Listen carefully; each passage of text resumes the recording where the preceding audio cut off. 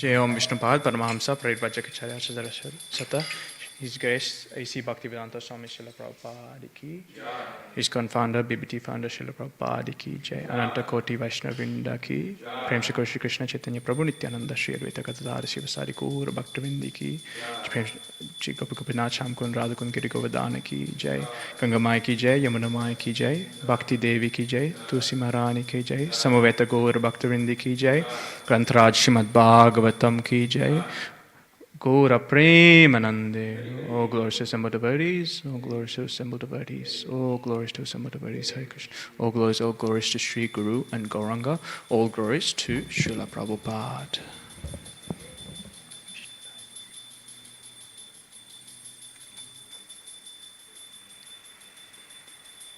Om Namo Bhagavate Vasudevaya.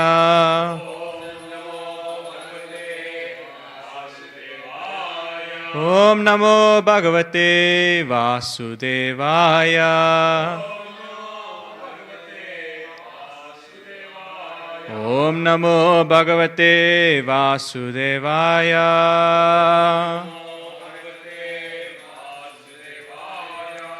Reading from Srimad Bhagavatam, Canto 3, Chapter 26, the first text. The chapter is called Fundamental Principles of Material Nature. And in Srila Vishwanath Chakravarti Thakur's commentary, he also calls it the fourth or fifth explanation of the universal form in the Srimad Bhagavatam, as there have been many explanations.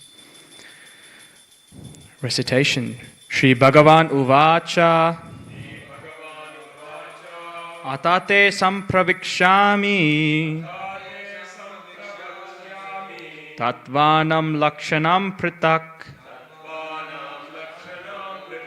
Yad Viditva Vimuccheta Purusha Prakrite Gunehi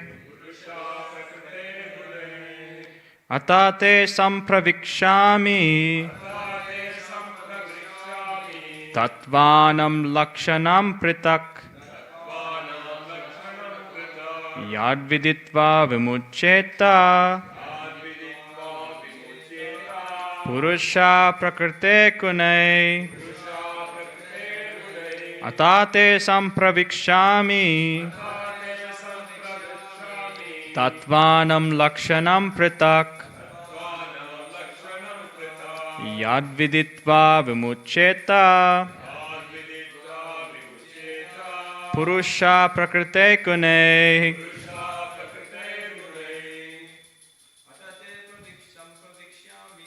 Tate Sampravikshami Tatvanam Lakshanam Pratak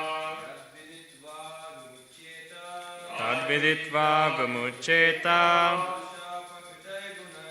Purusha Prakrite Gune. Shri Bhagavan Uvacha Atate Sampravikshami Tatvanam Lakshanam Pratak Tad Viditva Vimuccheta Purusha Prakrite Gune. Shri Bhagavan Uvacha Atate Sampravikshami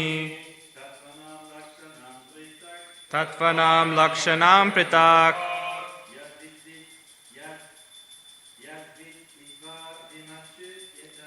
Yad Viditva Vimuccheta Purusha Prakrite Gune.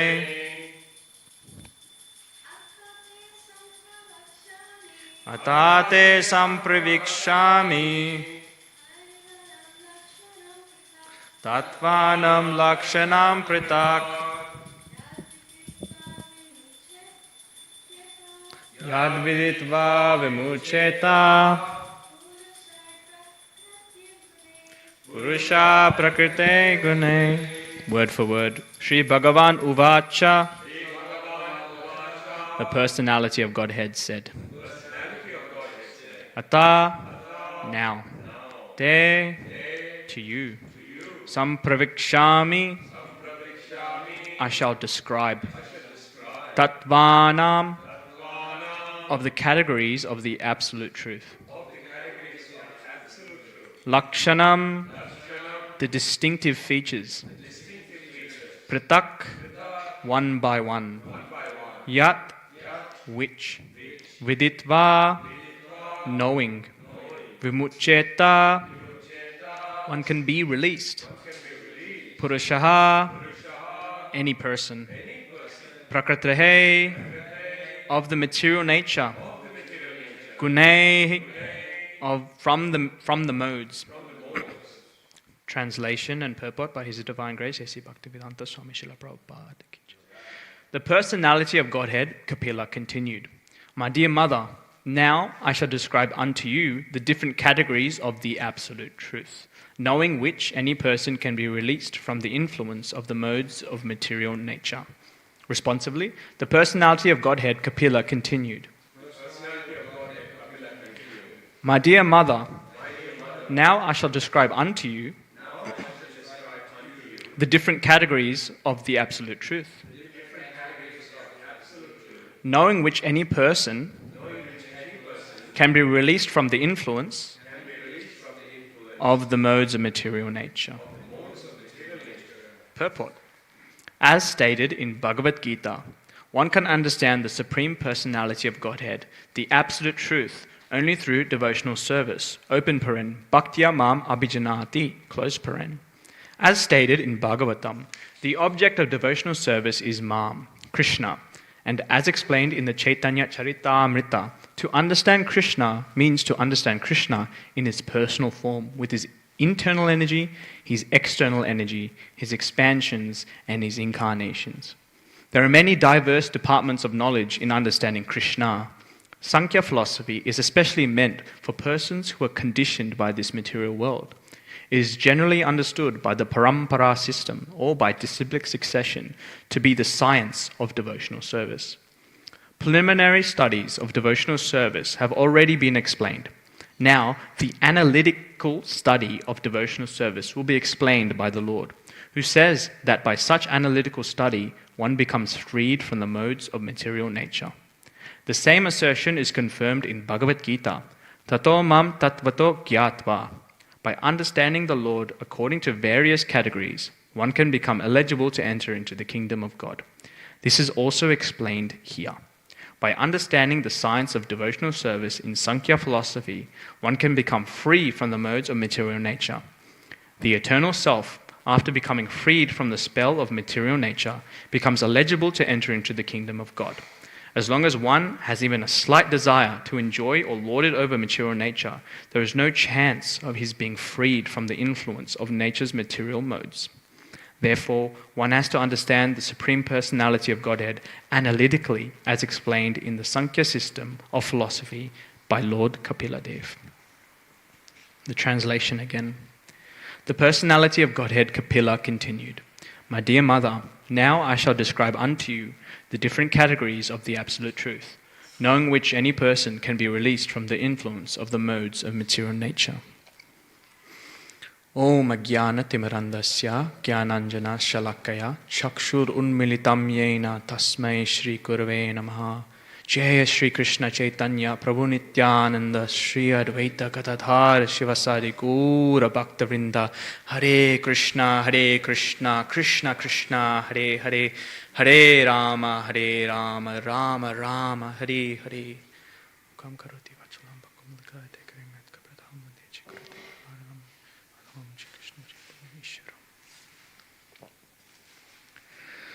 So we have just entered a new chapter in this really glorious Canto 3 of the Srimad Bhagavatam. And we have just left the chapter called The Glories of Devotional Service. And we're quite sad a bit to leave that chapter as devotees of the Lord, because we love nothing more, surely, than to hear about the glories of devotional service, right? A lot of the times we enter into the Bhagavad Gita and we want to be able to read about devotional service from the first. The first thing we read is devotional service. I want to read more, but we have to work for that in Bhagavad Gita. We have to go into the depths, into the chest, which is Bhagavad Gita, into the little case of gold in the middle. And in that case of gold is, in the middle 6 chapters of the Bhagavad Gita, is the glories of devotional service explained by Krishna to Arjuna. But here we can see that in this previous chapter, that Kapila Muni has, from the get-go, from the first instance where his mother, Devahuti, has said she was affected by the impermanent effects of the material modes on her senses. Asad indriyani tarshanat, she says. Asad, meaning it's not permanent. It's affected by the material modes, and I'm affected by these. Why? Because my husband, who I served so lovingly and cared for, and who cared for me and provided me facility to enable to beautify this space, this palace that he provided, as well as being around the great rivers of India, of Bharatvarsh. He's gone. He's gone to do his own kind of bhajan relationship with the Supreme. And I'm left without him, and I'm confused about what I am to do. And I'm affected, my senses, I'm feeling many different emotions. Please assist me. And Kapila Muni, without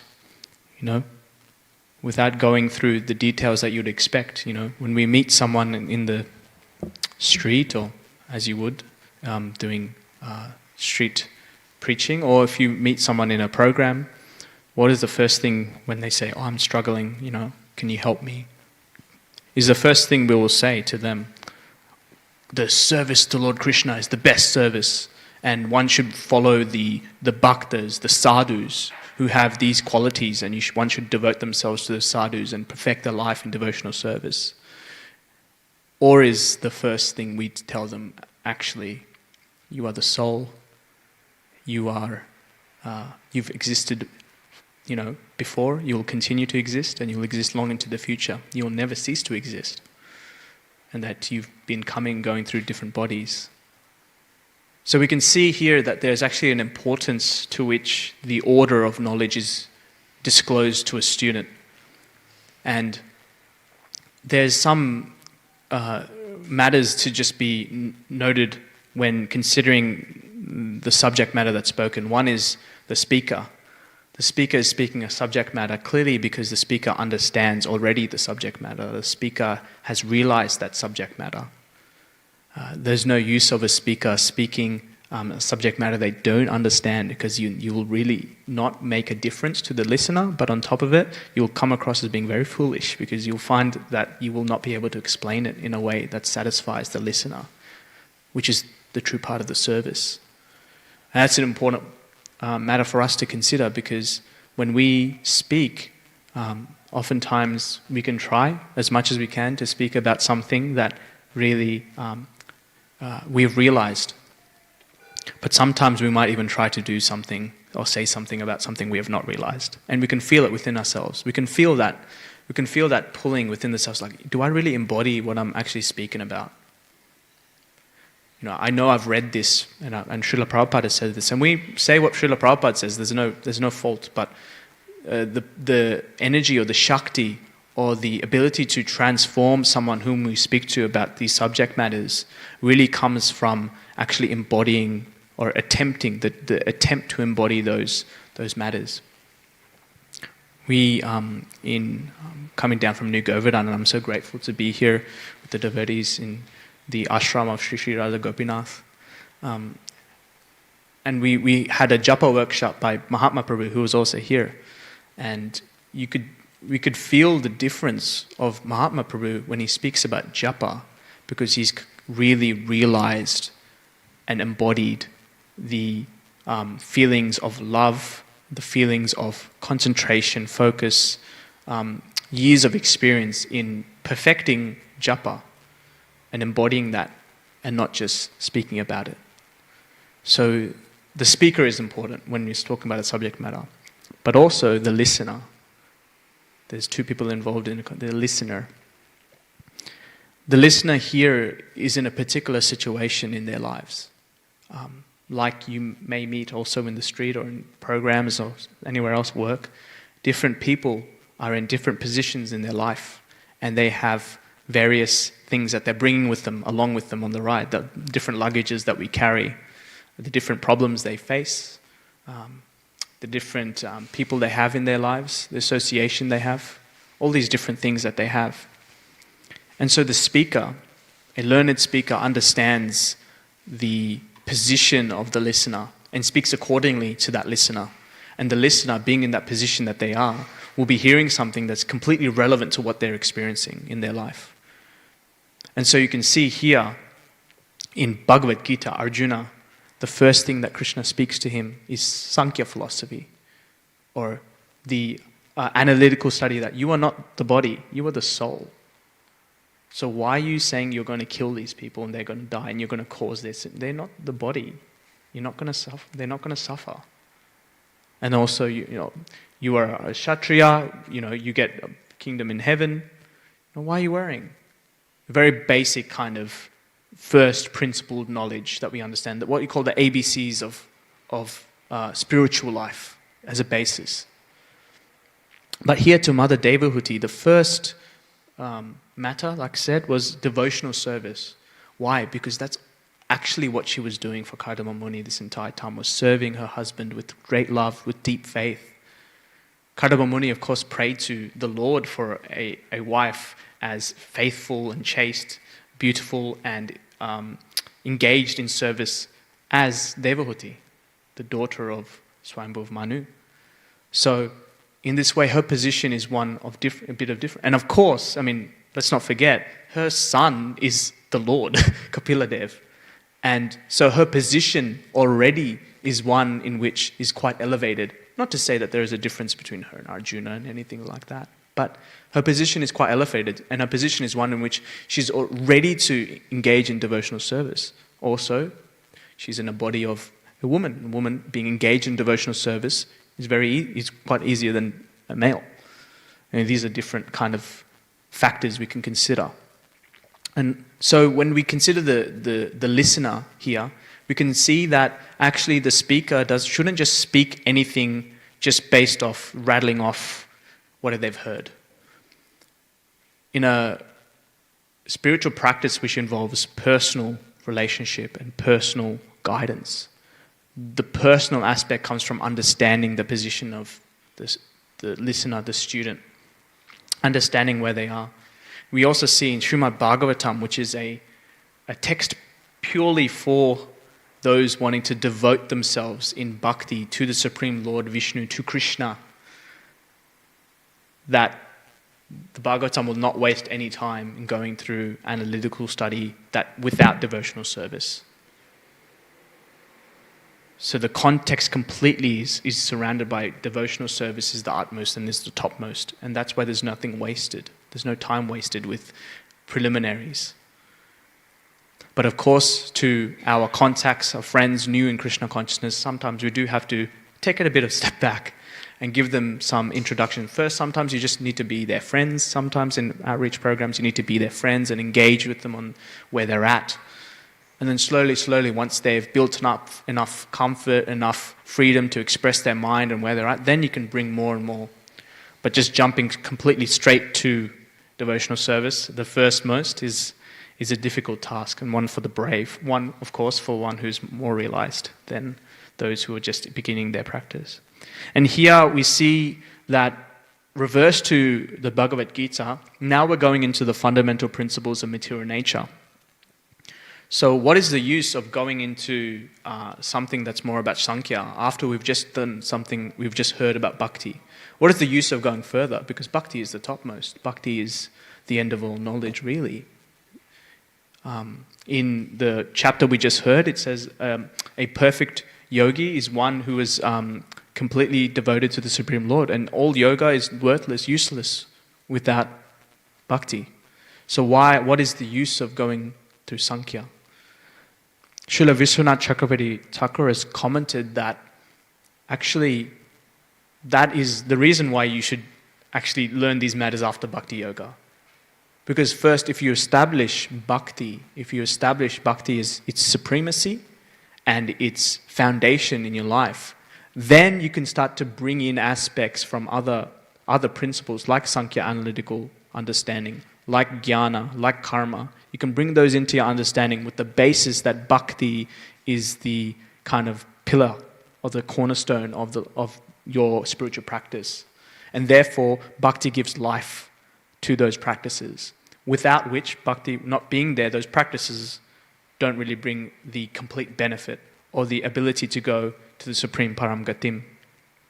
And so that's why now, after establishing bhakti yoga as a supreme, Kapila Muni is now going in depth with this analytical study of the fundamental principles of material nature. And it's a great chapter. It's an amazing chapter. And it goes all through, how the elements appear, how from the elements the senses appear, the different ways of understanding those objects of the senses, all really explains things in a way in which we have not been taught in science class in school. Really just extrapolating something from the base principles and going further, and it makes complete sense.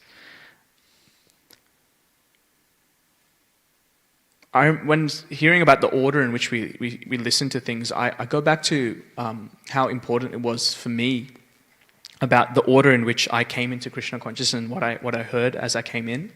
I remember when I was a child, born in a family that was more smarta brahmanas and appreciated all gods, but particularly Lord Shiva from South India. And the real quality that I had when I was a kid was I loved to read things, particularly like science books and comics, like Tintin and things like that. And so I'd pick up comic books that would come my way, and one of these comic books was called The Tales of Narada Muni, the stories of Lord Vishnu. And I loved those books. I loved going through the comic books and learning. And these were typical stories of Srimad Bhagavatam that I'd have no clue that it was from Srimad Bhagavatam. It was just comics. Prahlad Maharaj, Dhruva Maharaj, Ambarish Maharaj. Stories of Narada Muni from Padma Purana or Vishnu Purana. And there was this one book that in the back, it's Amachitra Kata books. And you flick to the back and then I would see all the other books that were there. And I saw this book called Das Avataram. It's like, I want that book because that's cool, because I learned about the avatars. I mean, we all love avatars, right, of Lord Vishnu.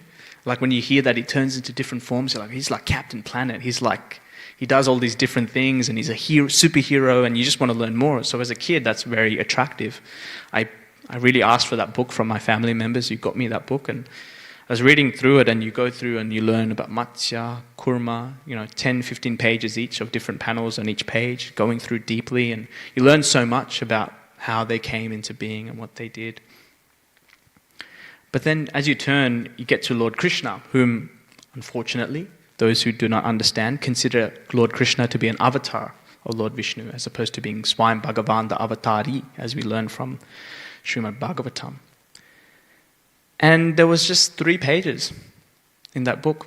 It said, this is the most famous avatar of Lord Vishnu. He spread love in Vrindavan. There was a panel with the forest, and then the next panel was him on a chariot, so it completely skipped the majority of Krishna's life. I didn't know about Krishna, and just him on a chariot with Arjuna. He drove that chariot of Arjuna in the Mahabharata, and in the Mahabharata, he didn't say Kurukshetra war, it said in the Mahabharata. And that was kind of it. If you want to read more, pick up this book of ours. So I didn't learn about Krishna then. All I knew was about Lord Vishnu, and I was really attracted to Lord Vishnu. So when I met the devotees, and they said, Krishna is the Supreme Personality of Godhead, my mouth dropped. What? You mean he's not an avatar? What? But then I didn't know who Krishna was. I couldn't say, oh no, but I read here he was a forest love god and he did all this sort of stuff, or that he cheated in the gambling, he helped the cheating, he he made Yudhishthira lie. He made Yudhishthira lie to help the Pandavas. This is not God. I couldn't say all these things because this book didn't tell me. I hadn't been informed of Lord Krishna and his activities by a non-devotee, essentially, or someone who didn't understand Krishna's glories as the Supreme. So that I really appreciated that when I came into Bhakti. I came completely blank, a blank slate. And you will know how it feels when you meet someone who has come with the full slate, and you really have to work hard to really peel back the layers and go, no, Krishna is not just the first love God. Krishna is not just a cheetah. Krishna is Supreme Personality Godhead. And you have to work really hard for that, for someone who's got a lot of baggage with them. But typically speaking, the Lord reciprocates with the devotee in such a way that the Lord actually has a personal plan for each devotee and carries that out according to the devotee's desires. Tam stateva bhajamyaham, the Lord reciprocates according to the devotee's reciprocation to the Lord. And so, because I really like Lord Vishnu and I wanted to learn more about him, well, it seems Krishna said, well, I'll make sure that your plate is clean for Krishna to fit straight in there as being the avatari. So that's just an example of how much I appreciated kind of how what I was being told actually made sense, and there was a kind of function in which it actually assisted my ability to engage in devotional service to Lord Krishna. It says in this translation of this first verse, it says, I shall describe unto you the different categories of the Absolute, knowing which any person can be released from the modes of material nature. And the word is gune. Do you know what the word guna means? It's the direct word. Anyone? Rope. It means rope. Rope, yeah. And so it makes sense, right, when you use the word guna as rope, because it binds. These material modes bind. Prabhupada translates the word guna to modes. But we can see if you just have one rope, and you just tie one rope, sometimes it can be loosened or frayed, and you can kind of break the rope. But if you have 3 ropes and you've tied them really tightly and then you twirl them, you can't break them. They're very difficult.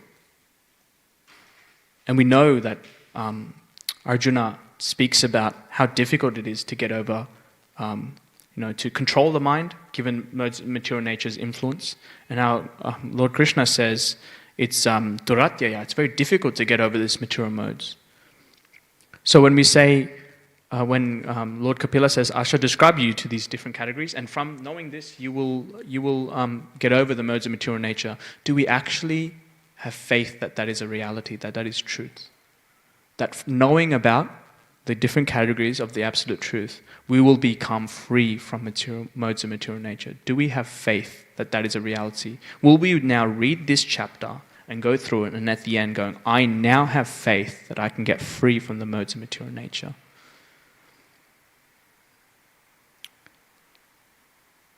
My Guru Devamita Maharaj always says that whenever he reads a purport or a statement by Srila Prabhupada, he holds himself up against a wall with that statement and asks himself, is this something that actually is something I believe, something that I embody, depending on the statement? And so, likewise, when we read something like this, sometimes we can just dismiss it, right? Just, I'll guess I'll get over the modes of material nature. Next page. Or put the book down. But what is it about learning about the different categories of the absolute truth? What about that is actually going to free us from modes of material nature? And also, what is being free from the modes of material nature? Actually, when we discuss the different categories of the absolute truth, the word used is lakshanam, distinctive features. And we can see especially I'll talk about Bhagavad Gita to discuss this. When you're talking about distinctive features of the Supreme Lord, you're talking about the Lord, his different energies, and his different potencies. Here, Prabhupada says, to understand Krishna means to understand Krishna in his personal form, with his internal energy, his external energy, his expansions, and his incarnations. Well, I already talked about his incarnations, they're pretty cool. But his internal energy, his external energy, his expansions, and his incarnations. In Bhagavad Gita, we learn of 5 broad topics about this, which basically cover the Lord, his energies. We learn about the jiva, who is the soul, who is part and parcel of the Supreme Lord, one in quality but not in quantity. And that jiva is engaged in Prakriti. He's in Prakriti. He's in the external energy of the Lord. He is in this material world. He's there. What is this jiva doing? He's engaged in karma. The third, he's engaged in karma activities. He's doing things because of that connection with Prakriti. With the connection with Prakriti, the gunas, he's engaged in activity. And how can that engagement occur in that activity? He needs kala. He needs time. Linearity of time, so that one activity occurs after another, after another, after another, and they build up over a period of time. So that's the fourth. And then the last one is Ishvara, which is able to conduct all of these activities as the super soul within the heart of the jiva, but also as the all-pervasive nature of him, as well as the Ishvara, Bhagavan, who has a relationship with the jiva.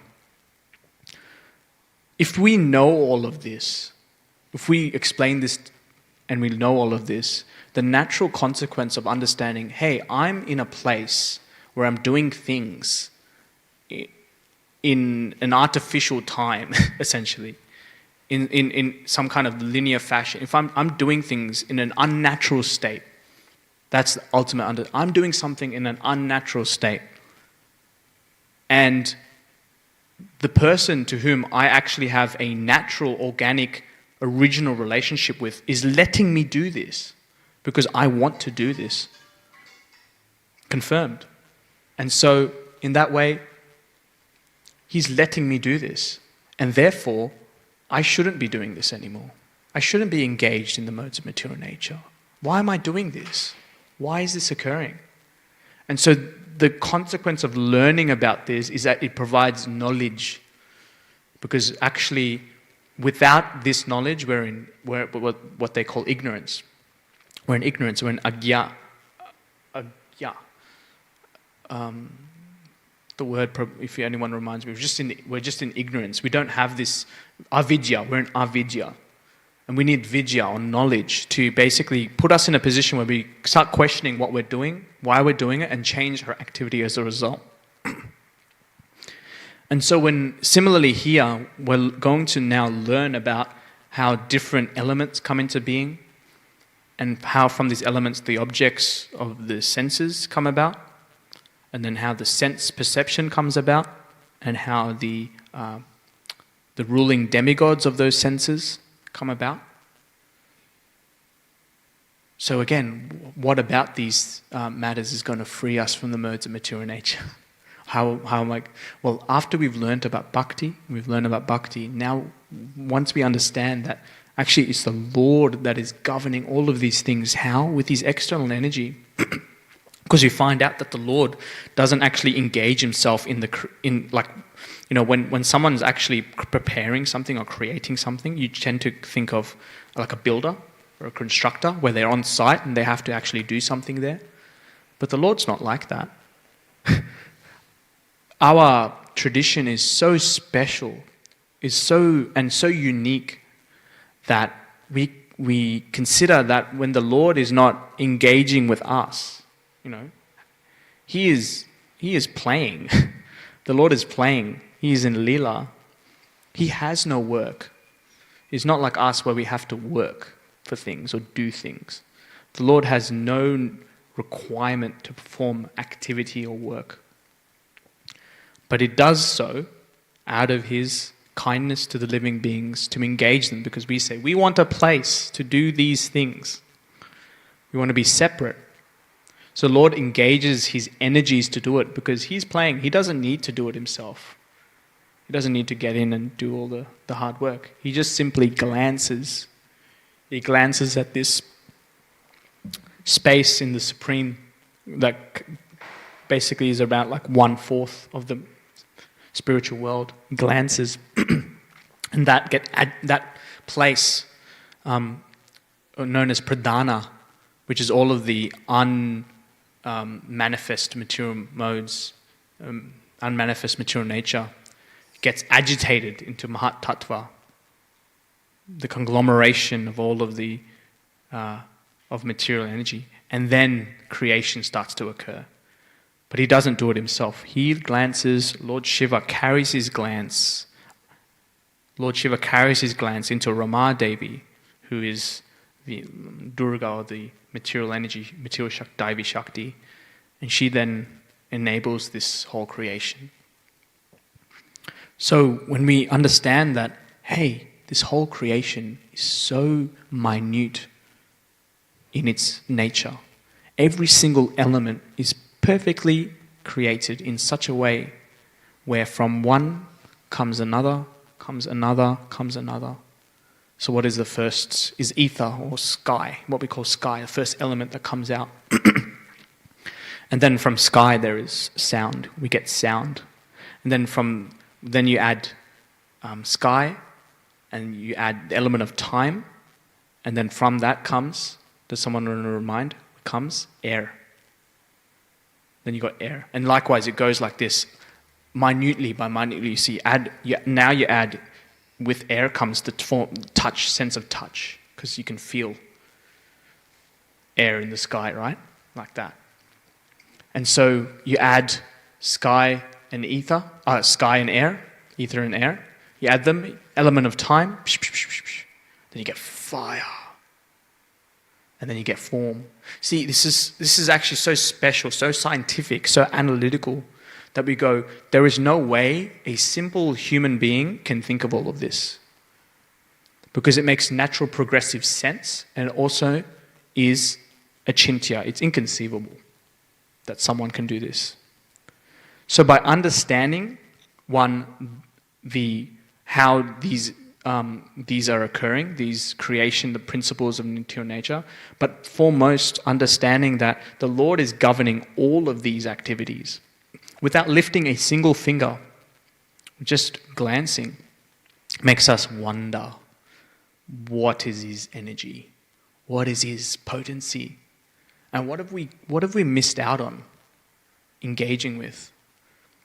Because essentially what we've done is that we've made him use barely any energy to create something so massive, so beautiful, the material world is beautiful. We make it quite like a monstrosity, but actually material world is beautiful. Nature is beautiful. It's a painting. It's not unreal. It's there, and our engagement with it has disturbed it. That makes it even worse. Not only have we made the Lord kind of create this place, but we've also kind of destroyed it in one sense. So, having made the Lord kind of engage in this activity, we go, we feel this sense of perhaps remorse. Perhaps we feel a sense of regret. I shouldn't have. Why was I involved in? Why did I want to engage like this, such that this was all required or this was needed? This potency of the Lord is so powerful. So great that actually I should engage with him directly. I don't need to engage in the byproducts. I can engage with him directly through the spiritual master, through the devotees. So that's what it means. And through those devotees, or through engaging with the Lord, through his devotees, his spiritual master, the deities, which the Lord not non-different from the Lord's holy name, service, we're then not engaging with what is being talked about here, which is all of the external energy, the material energy which is being created. We learn the difference between the external energy and the internal energy. And so with that knowledge, we go deeper into his internal energy. We go deeper into trying to engage in devotional service, which is not different from the Lord. And like Prabhupada says in this purport, Bhaktiya mam abhijanati, Krishna says in the Bhagavad Gita, that only through devotional service can one understand Krishna. So there's a step process here. We understand there's all these energies. We understand the difference between his external and internal energies. We want to engage more with his internal energies. We engage in bhakti and we learn more about Krishna. Science. It seems very simple. Simple for the simple, complicated for the complicated. And so this step-by-step process is given to us. It's not something we just create out of our own intelligence. It's not something that's just been thought of and written down. Intelligence comes from the Supreme. Knowledge comes from the Supreme, nowhere else. Oftentimes we think that my intelligence has been cultivated by me. I created, I had my own experiences. I had my own life. I learnt this in school. I read this in this paper. I even read all this stuff in these books. And therefore it's my intelligence. But that's not what the Srimad Bhagavatam, Bhagavad Gita, our Guru Parampara is talking about. They're saying intelligence comes from the divine through Parampara to us. We get knowledge, we get in this intelligence, and we use it to engage back in the Supreme. Just like one who lifts Ganges water and offers the water back into the Ganges. Similarly, we get this intelligence and we use it back into the divine. We give it back into Krishna.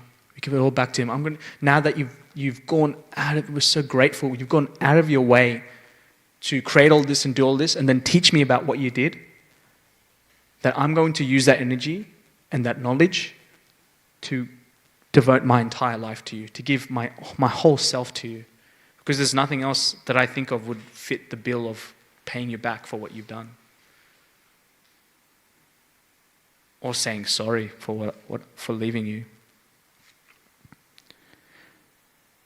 So, did we gain any faith that by hearing about the different categories of the Absolute Truth we might get free from modes of material nature? Put your hand up if you think we might actually have that faith. Prabhu? Yes, this faith, when we hear the words of the Bhagavatam, we should always ask ourselves, do I have faith in this? And if I don't have faith, how can I get that faith? How can I get that? Who do I need to listen to? Who do I need to serve? How do I need to engage further in my practice, in my japa, to get this faith?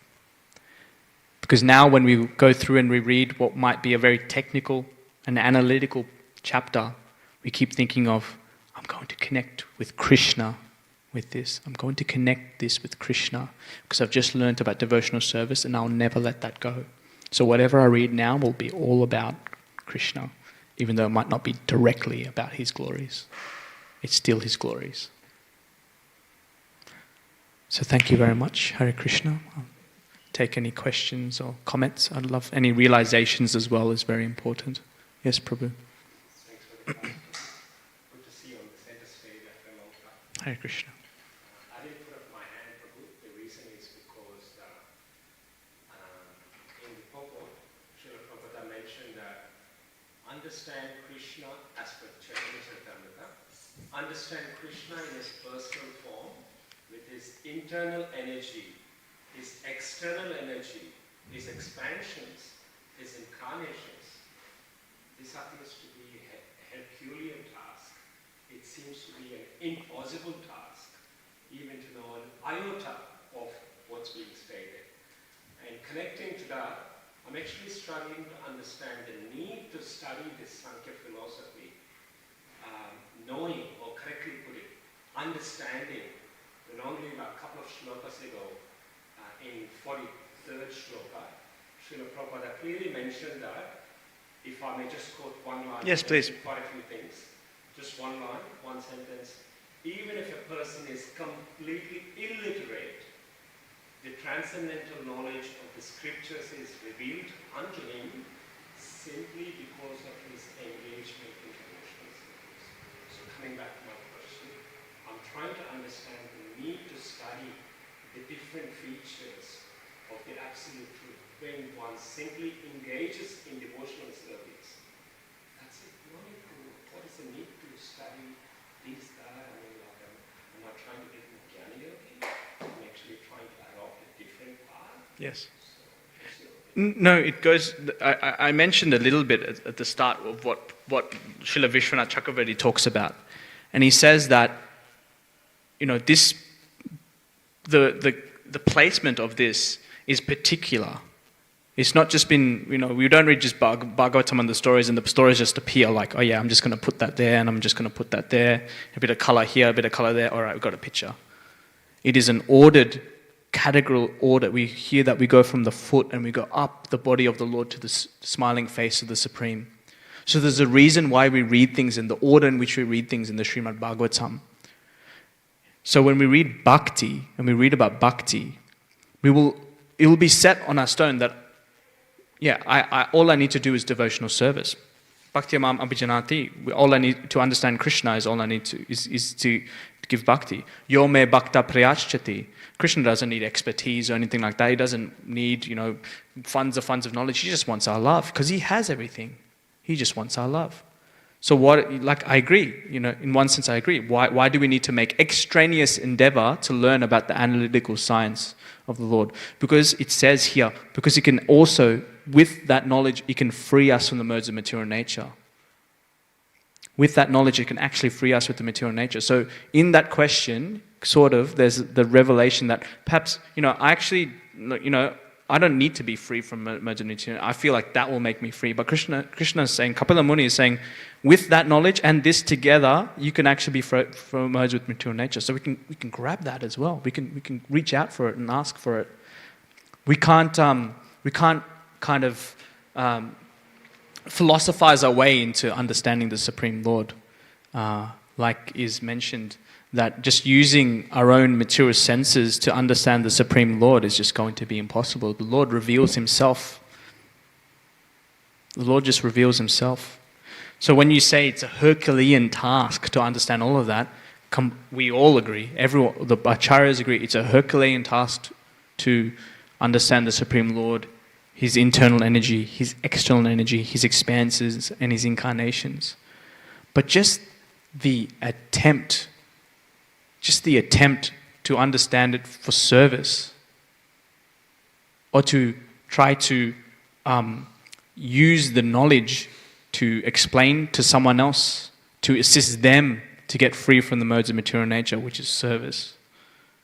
Part of that, because we just heard here that if we learn about his external energies and how it works, we automatically go, wait, I'm in a really unnatural state. So learning about that is actually conducive for spiritual advancement, whether we like it or not. So learning about it is an important subject matter as spiritualists. Jiva Goswami says that Krishna Katha categorizes two subject matters.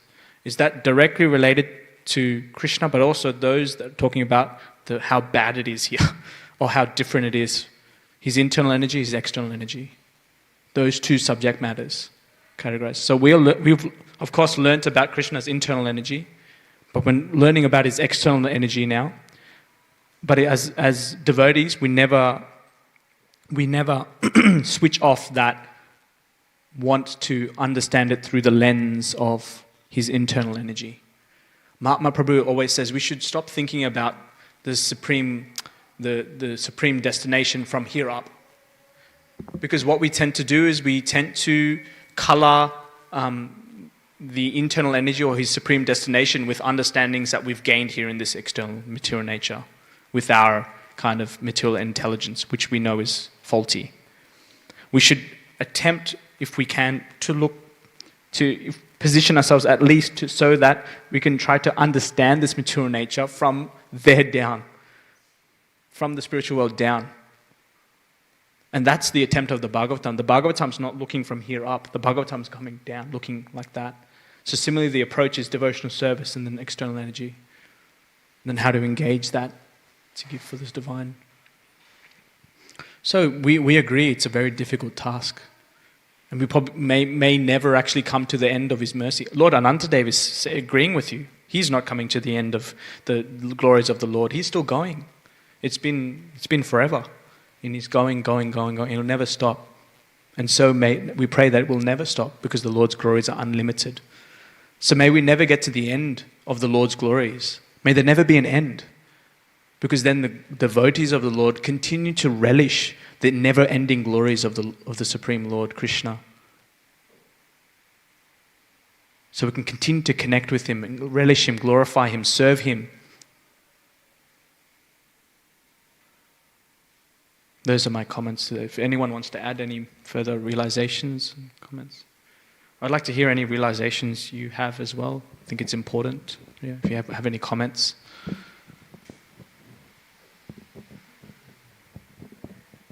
is serving prasad considered devotional service? Yes. So simply by just handing somebody a plate of prasad, I can learn about Krishna's internal energy?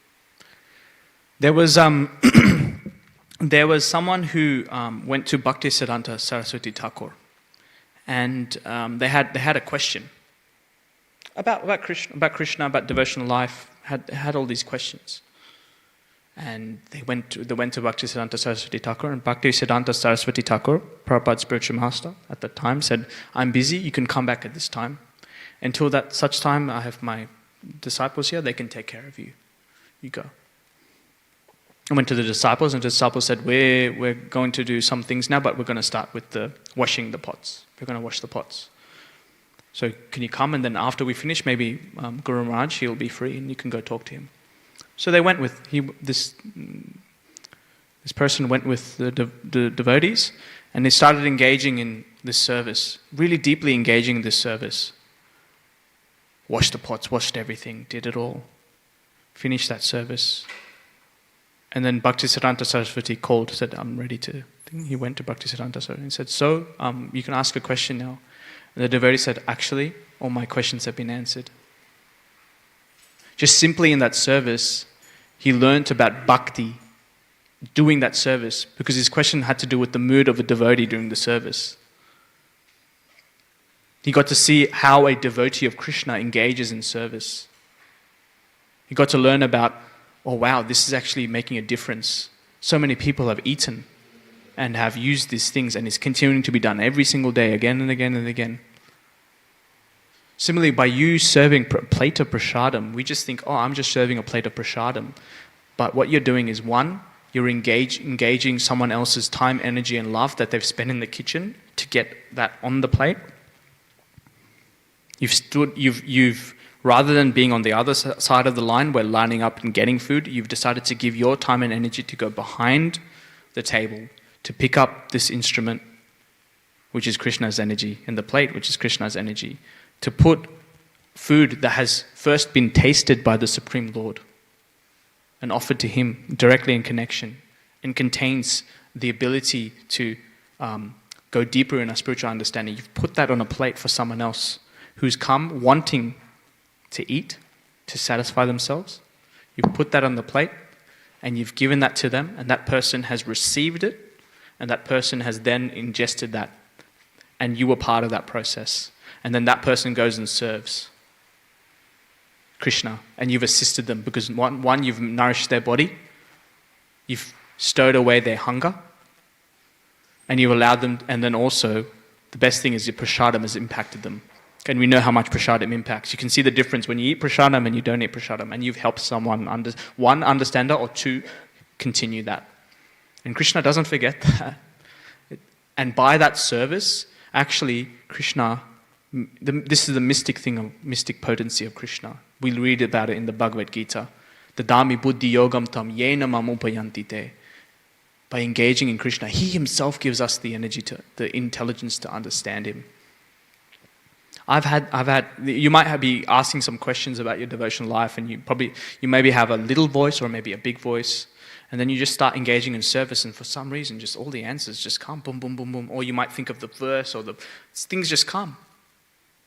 Or you might be engaged in service and listening to something, and you just engage in the service, and then suddenly something comes and you learn it. It's like, oh wow, that was so. It just comes. Krishna finds a way in through the service. Because when we engage in service, we're engaging not on the material platform anymore. We're engaging completely on the spiritual platform in connection with the Supreme. And with that's a direct line of communication with the Supreme Lord.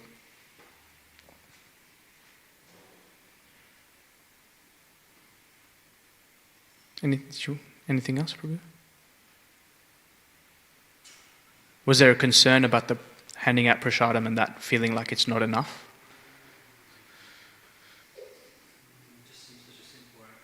Hmm? It seems such a simple act to get so much from it. I've seen so many devotees in many different places that their only service is handing out prasadam, and they are so happy, like unimaginably happy, engaged in Krishna service. Yeah, these things might sound, even sometimes the temple sweeper. Sounds like it's very mechanical. They're in so much bliss. Yeah. Anything else? All right. Grantaraj Srimad Bhagavatam ki, Srila Prabhupada ki. Hare Krishna. Krishna Krishna Krishna.